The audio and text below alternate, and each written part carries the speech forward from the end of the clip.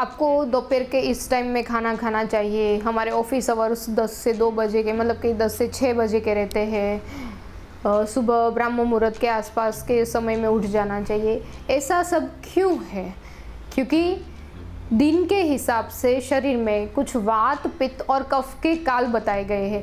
अगर उसके अकॉर्डिंग हमारा कार्य पद्धति रही तो हमें अपने दिन का जो पूरा का पूरा यूज़ कर सकते हैं और उसके हिसाब से हमारे पूरे दिन का जो हमारा कार्य है उस हिसाब से रख सकते हैं और उससे हमें शरीर से भी जो लाभ मिलता है वो समझ सकते हैं।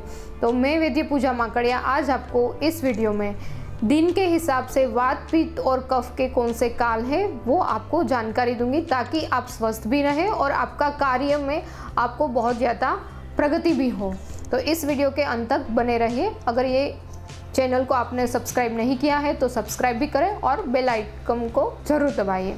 हमने दिनचर्या, ऋतुचर्या, रात्रिचर्या ऐसे कई चर्या सुनी है, लेकिन आज मैं आपको दिनचर्या और मतलब कि जो 24 घंटे हैं हमारी घड़ी के, उसमें कौन से समय में वात, पित्त और कफ का काल है वो देखते हैं।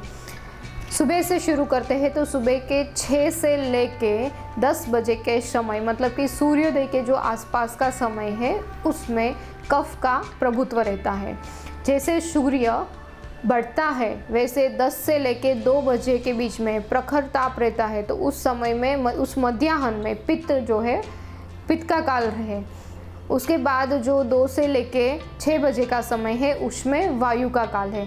सेम वैसे ही रात्रि के प्रहर में भी है, जैसे कि 6 से लेके 10 बजे तक में अगेन कफ का काल है। रात्रि के 10 से लेके 2 बजे के बीच में पित्त का काल है और जो पिछला प्रहर जो है, मतलब रात्रि का लास्ट पार्ट 2 से लेके सुबह के 6 बजे के समय में वायु का काल है। तो ये जो काल की एक सामान्य परिभाषा बताई गई है वो आयुर्वेद में 5000 साल पहले ही इसको डिस्क्राइब कर दिया था। तो इससे हमें क्या शरीर से लाभ है?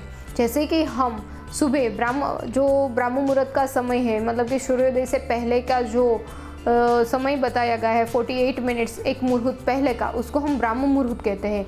वो समय ऑलमोस्ट वायु का काल है। अगर उस समय में हम उठ जाते हैं तो हमारी शरीर की सभी क्रिया अवधि सही रहती। जैसे कि हमने आगे के वीडियो में देखा कि वायु का काम क्या है कि वो मल को निष्कासन करता है, मलमूत्र को शरीर से बाहर निकालता है। तो वो जो नॉर्मल कार्य है वो अच्छे से कर पाता है। अगर आप 6 से 10 के बीच में उठते हैं, मतलब कि जितना लेट उठते हैं आपको नेचुरल अर्जीज नहीं आते हैं, आपको शरीर भारी भारी लगता है, जैसे आंखों के आसपास सूजन दिखाई देती है, तो ये सब इसलिए है कि वो कफ का काल शुरू हो चुका है।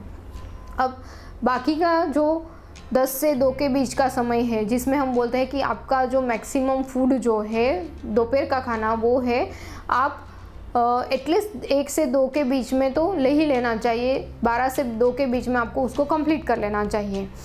तब हमारी डाइजेस्टिव फाइबर, मतलब कि पाचन शक्ति बहुत ही अच्छी रहती है। 2 बजे के बाद भी अगर हम खाते हैं तो जितना हम खाना खाते हैं उतना अच्छे से डाइजेस्ट नहीं हो पाता है, क्योंकि तब वायु का काल शुरू हो चुका होता है। और ये 10 से 2 के बीच में बहुत ही प्रोडक्टिविटी रहती है, तो हम ऑफिस में जाके भी हमारे जो डिसीजंस वगैरह लेने रहते हैं, हमारा प्रोडक्टिव वर्क जो भी है वो इस टाइम में हमें ज़्यादा करने को और ज़्यादा अच्छे से वो हम कर पाते हैं, क्योंकि नेचुरली वो तब पित्त का काल रहता है।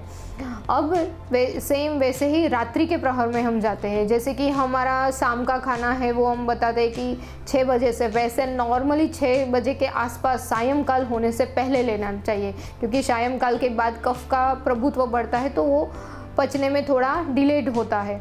वैसे ही हम रात के 10 से लेके 2 के बीच में हमें डीप स्लीप, मतलब नींद ले लेनी चाहिए उस समय में। लेकिन अगर हम जगे रहते हैं तो हमें पता है कि हमें बार बार भूख लगती है, क्योंकि तब पित्त का काल रहता है।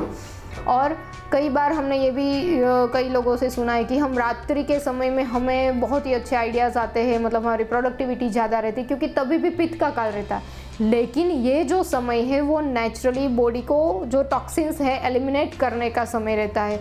सभी जो सिस्टम है वो दिन में उसका कार्य पचाने का वगैरह वो काम करती है, तो वो जो मल इकट्ठा हुआ होता है वो अपनी अपनी जगह पहुंचाने का काम रात्रि में करती है। अगर उस समय में भी हम जगे हुए रहते हैं तो ये जो सिस्टम है वो धीरे धीरे धीरे बिगड़ने लगता है।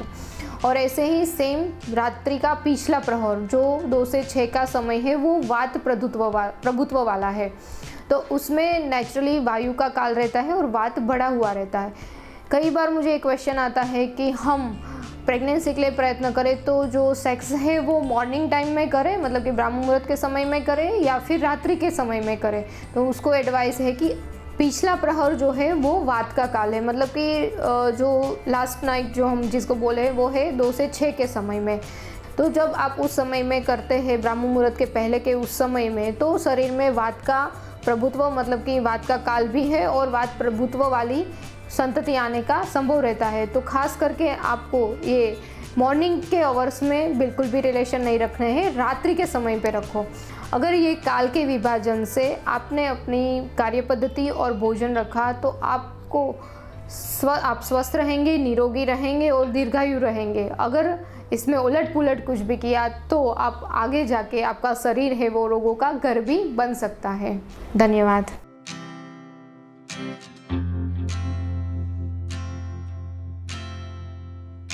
Thank you.